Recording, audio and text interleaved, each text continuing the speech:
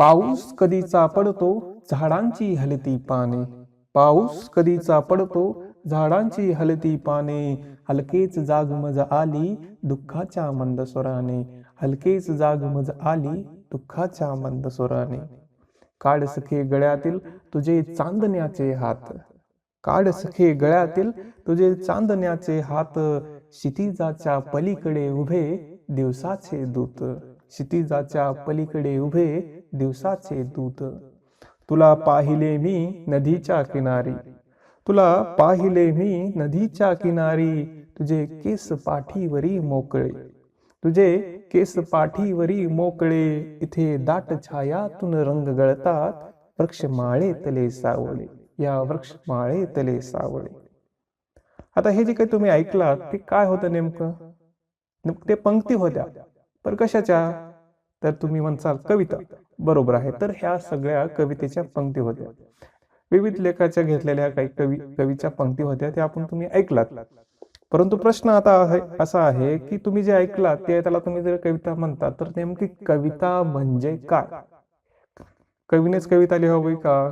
कवितेमध्ये काय असतं नेमकं? कविता कशा प्रकारे लिहिली जाते? तर हे सारे प्रश्न आजच्या या भागामध्ये आपण पाहणार आहोत. नमस्कार दोस्तो, अनोखी लाईफ मध्ये तुमचं मनापासून खूप खूप स्वागत आहे. करूया सुरुवात त्या प्रश्नाचं उत्तर देण्यासाठी. तर प्रश्न आहे कविता म्हणजे काय?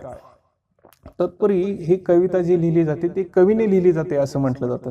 परंतु असा थोडाच भाग आहे की कवीनच कविता लिहावी म्हणून असं काही नाही ना. कारण कविता लिहित असताना अशी काही मनस्थिती होते की तो फक्त कवीच करतो असं नाही, सगळेच करतात. म्हणजे कसं, बालकवी कसं म्हणतात ते, कवीच झाला सृष्टी सारी सृष्टी झाली कवी. अशी जी काही स्थिती प्राप्त होते लिहिणाऱ्याला, तो कवीच असतो सगळे. त्याच्यामुळं एखाद्या प्रसिद्ध किंवा मान्यता प्राप्त यानेच कविता लिहावी असा काही भाग नाही. तुम्ही पण लिहू शकता. तुमचं जे काही आत्मभान आहे, तुम्ही जे काही ते लिहिताना जसं मग्न होता, जसं की तुम्ही स्वतःला सृष्टी मानू लागता, असं जेव्हा होतं तेव्हा तुम्हीच कविता लिहिता असं म्हणतात. त्याच्यामुळे पर्टिक्युलर व्यक्तीनं, प्रसिद्ध व्यक्तीनंच कविता लिहावी असं काही मान नाही. तुम्ही जे काही जगलं आहे, जे काही पाहिलं आहे, ते जर एखाद्या शब्दामधून ऑटोमॅटिक नैसर्गिकपणे व्यक्त होत असेल तर तुम्ही सुद्धा कवी आहात. तुम्ही सुद्धा कविता करू शकता. मग नेमकी कविता म्हणजे काय हा प्रश्न इथं राहिलाच ना.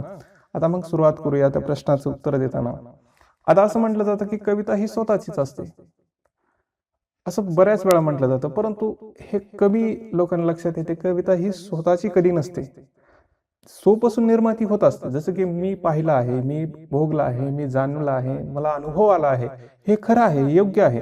पण हे येत असताना जेव्हा मी लिहित असतो, त्या लिहित असताना असं काहीतरी होतं की कविता स्वचा लोप पावत जाते आणि समष्टीकडे तिची ओढ होत जाते. म्हणजे कविता लिहित असताना अनुभव आपले असतात, फक्त अनुभवामध्ये समष्टी दिसते, पूर्ण जग दिसतं, अशी कविता निर्माण होते. कसं, देह प्रेम आशा यांची होत असे का कधी पूर्ती. वेड्या परी पुजतो या आम्ही भंगणाऱ्या मूर्ती.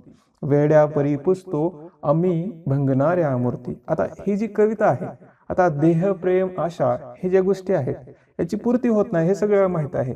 फक्त एकट्याची झाली का मग ते कविता? नाही, ती सगळ्यांचीच कविता झाली. जसं की संपलाच नाही भाकरीचा मार्ग ग्रंथातील स्वर्ग कशा पायी. पंक्ती आहेत. या पंक्ती लिहित असताना ह्या पंक्ती एखाद्या समाजाच्या जरी असतील तर तो समाज फक्त एकाच देशात आहे का? नाही ना. एकाच गावात आहे का? नाही, सगळीकडे आहे. म्हणजे सोकडून समष्टीकडे जाते. तो भोगला आहे, त्यानं जीवन पाहिलं आहे, परंतु त्याचं एकट्याच आहे का? नाही. त्याच्यामुळे सोची कविता जरी असली तरी लिहित असताना असा काही भाग मध्ये येतो की असं काही लिहिलं जातं की ते सोचाच लोप पावतो आणि ते समष्टीला ते पूर्णपणे सार्वत्रिकता प्राप्त होते. तर अशी ही कविता असते. पहिला भाग काय आहे, तिचे सो नसून ते समष्टीकडे त्याची ओढ घेते. म्हणजे काय, एवढ्या ह्या कवितेमधून तुम्हाला समजतं की ती आपलं स्वतःचं नाही, तर कुठल्या तर गोष्टीचं, कुठल्या तर घटनेचं, कुठल्या तर समाजाचं, कुठल्या तर भावनेचं, कुठल्या तर परिस्थितीचं ती प्रतिनिधित्व करते. हे तुम्हाला समजायला हवं की कविता ही सोची नसून इतरांची सुद्धा असते. लिहिताना सोचा मार्ग असतो, परंतु त्याच्यामध्ये भाग समष्टीचा येतो. आणि असं होताना काय होतं कविता लिहिताना की आत्मभान आणि अंतर्मुखता अधिक असते. आणि असं असणं म्हणजे कविता जिवंत असण्याचं चिन्ह आहे. कवितेमध्ये आत्मभान आणि अंतर्मुख असणं, जेव्हा आपण लिहितो ना तेव्हा अंतर्मुख होतो, आत्मभान येतं, तेव्हा ती कविता जिवंत असते. नाहीतर निस्ता शब्दाचा भंडार असतो, त्याच्यामध्ये ना जिवंतपणा असतो, जसं की गाडी आहे पर पेट्रोल नाही, अशा प्रकारचा भाग येतो. म्हणजे कसं, कोठून येते मला कळेना उदासीनता ही हृदयाला, कोठून येते मला कळेना उदासीनता ही हृदयाला, काय बोचते ते समजेना हृदयाच्या अंतर्हृदयाला. आता ही काही बालकवीच्या जी कविता आहे त्याच्यामध्ये आत्मभान किंवा अंतर्मुक्त असल्याशिवाय हा जो जिवंतपणा आहे, जो आपल्याला आता सध्या बोचतो आहे, आपला समजतो, तो येत नाही. त्याच्यामुळं आत्मभान आणि अंतर्मुक्ता हे असणं गरजेचं आहे. त्याचप्रमाणे जसं की आत्मभान आणि आपण अंतर्मुक्त होतो तेव्हा कधी कधी स्वप्न पण आपलं वाटतं आणि कधी कधी वास्तव पण वाटतं. मग हे बी कवितेमध्ये असतं का? हो, नेमकंच हेच असतं. कधी कधी स्वप्नात लिहित असतो परंतु वास्तव ते बी येत असतं, कधी कधी वास्तव लिहित असतो परंतु स्वप्नात बी जात असतो. त्याच्यामुळे हा कवितेचा मूळ स्वभाव आहे की कवितेमध्ये स्वप्न पण असतं आणि वास्तवपणा सुद्धा असतो. आता याला उदाहरण पहा. गर्द सभोवती रान साजनी तू तर चाफे कळी, काय हरवले सांग शोधिसी या यमुनेच्या जळी. आता हे कविता वाचल्यानंतर तुम्हाला समजतं की त्यानं वास्तवामध्ये लिहिलेलं आहे, पण मध्ये काय सांगायचे त्याला, जे स्वप्नाळूपणा सुद्धा समजतो. ह्या कवितेच्या अशा ओळी असतात. किंवा आपल्या विंदांच्या ओळी पहा. स्वप्नामध्ये रचल्या ओळी यमक मला नच सापडले, अर्थ चालला अंबारीतून शब्द बिचारे धडपडले. आता या ओळी पहा, या ओळीमध्ये तुम्हाला समजेल की त्यांना नेमकं काय म्हणायचं. म्हणजे कवितेमध्ये स्वप्न आणि वास्तव हे दोन्ही भाग असतो. हा त्याचा मूळ स्वभाव आहे, आपला याच्यावरून समजतं. आणि जेव्हा आपण कविता लिहितो त्यावेळी आपली जाणीव असते, पण लिहित असताना ती नेणिवेमध्ये जाते. म्हणजे जाणीव कमी आणि नेणीव अधिक असते. नेणीव म्हणजे अशी गोष्ट जी आपल्याला सध्या माहित नाही परंतु आपल्या दिमागामध्ये असते, कुठं तर आपण काहीतरी ते पाहिलेलं असतो आणि मग ते अचानक त्या कवितेमध्ये येतो. जसं की या व्याकुळ संध्या समयी शब्दांचा जीव वितळतो, या व्याकुळ संध्या समयी शब्दांचा जीव वितळतो, डोळ्यात कुणाच्या क्षितिजे मी अपुले हात उजळतो. आता ही जी काही कविता आहे, हे कविता असताना जाणीव आहे परंतु ती जाणीवपेक्षा नेणीव अधिक आहे हे समजतं. तर ही कविता जाणीवपेक्षा नेणीव अधिक असते हे कवितेमध्ये, हे तुम्हाला समजलं असेल. त्यानंतर एखादी कविता आहे तर जसं आपण म्हटलं प्रतिनिधित्व करते, एखाद्याचा इतिहास सांगत असेल किंवा काही गोष्टी सांगत असेल, ते सांगताना मग तिला आवाढव्यपणा असतो का? नाही. त्याच्यामध्ये कमीत कमीपणा असतो, म्हणजे नेमकेपणा असतो. कमी बोलते, जास्त सांगते. टोकदारपणा असतो, म्हणजे नेमकेपणा, मितव्यायी, टोकदारपणा या सगळ्या गोष्टी त्याच्यामध्ये असतात. जसं की आपल्या जी काही भारताची स्त्री आहे तिचं वर्णन कसं करतात पहा आपले विंदा करंदीकर. कर कर करा मरमर मरा दळ दळ दळा, तळतळ तळा तळा आणि जळा. कर कर करा मरमर मरा दळदळ दळा, तळतळ तळा तळा आणि जळा. आता याच ओळी भारतीय स्त्री काय असते तिचं वर्णन याच एवढ्याच ओळीमध्ये समजतं. म्हणजे काय, नेमकेपणा, मितव्यायी आणि टोकदारपणा ह्या कवितेमध्ये असतो.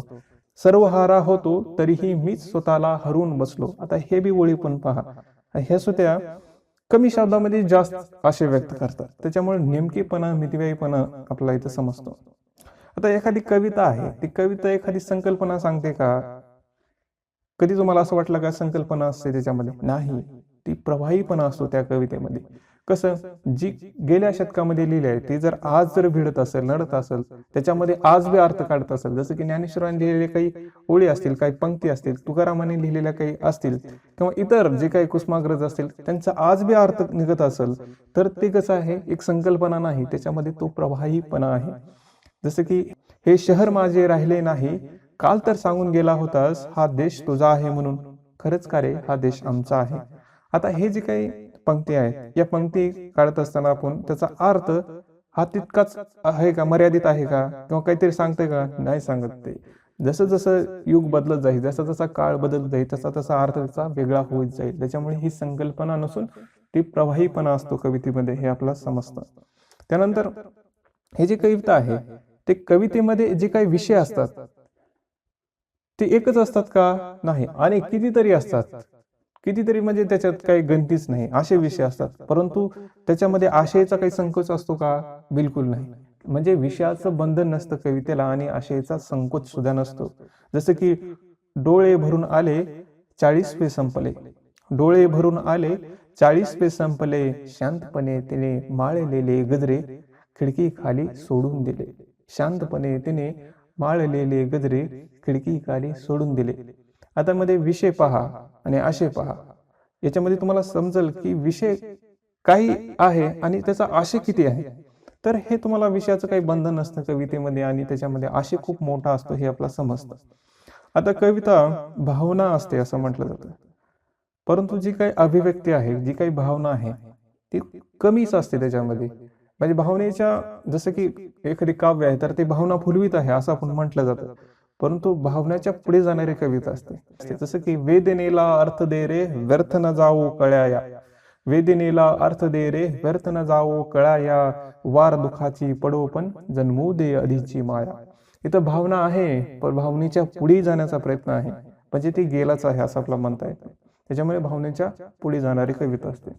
आता कवितेमध्ये काही पूर्वनियोजितपणा नसतो, म्हणजे अशा प्रकारे कविता लिहायची, मला आता ही लिहायची, मला ती, असं काही नसतं. जसं लिहायला बसलं की लिहून जातं ती कविता. जसं की बसता बसता काही ओळी सुचतात, त्याच्याप्रमाणे काही नियोजित असा सब्जेक्ट नसतो, विषय नसतो, ते लिहिलं जातं असं म्हणता येतं आपल्याला. त्याच्यामुळे जसं की ना घर होते ना गणगोत, चालेन तेवढी पायाखालची जमीन होते. आता या ओळी असं सांगतात की आपल्याला लिहायचं असेल तर काही असं काही नेमकं किंवा असं नाद लय असं असावं असं काय आहे का, नाही. त्याच्यामुळे लिहित असताना असं सहज लिहितं, त्याचं काही नियोजन करून लिहायचं नसतं, टाइम टेबल नसतो तिथं काही. आता एखादा कवी जेव्हा लिहित असतो तिथे त्याची नैतिकता तर असतो, तो समाजामध्ये राहत असतो म्हणजे नैतिकतेमध्ये राहत असतो. मग जेव्हा कविता लिहितो तेव्हा जी ते नैतिकतेचं बंधन तोडतो आणि नवीन नैतिकता निर्माण करतो, हे कवीचं मोठं वैशिष्ट्य आहे. जसं की कशा सदैवा आयुष्य इतके शतका मागून जाते शतके. जिवंत अनुभव आला आहे, त्याच्यामध्ये जे काही घडलं ते सांगता आहेत ते, आणि मग हे कशामध्ये कशाला आयुष्य दिलं, काय करत आहोत आम्ही, असा प्रश्न याच्यामध्ये होतो. जसं की एक नैतिकता तोडून दुसरी नैतिकता निर्माण केली जाते. तर असा हा भाग त्याच्यामध्ये आहे. त्यानंतर कधी कधी असं म्हटलं जातं की वृत्तछंद किंवा छंदबद्ध अशा कविता असतात, त्याच्यामध्ये स्वर असतो, लय नाद असतो. हे मान्य आहे, असतं, परंतु असावंच असा कुठं भाग नाही. जसं की तुम्ही दलित साहित्यातील कविता पहा किंवा इतर जे ग्रामीण भागातील असतील किंवा जे कवी आहेत जसे की ढसाळ असतील, सुर्वे असतील, यांच्या कविता जर पाहिला तर तुम्ही त्याच्यामध्ये जे पाहिलं ते लिहिलंय, त्याच्यामध्ये सूर नाद लय असं काही भाग नाही. तर असं म्हणायचं की तुम्हाला जर कविता लिहित असाल आणि त्या कवितेमध्ये सूर लय नाद येत नसेल तर असं म्हणू नका की ती कविता नाही, ती कविता असते.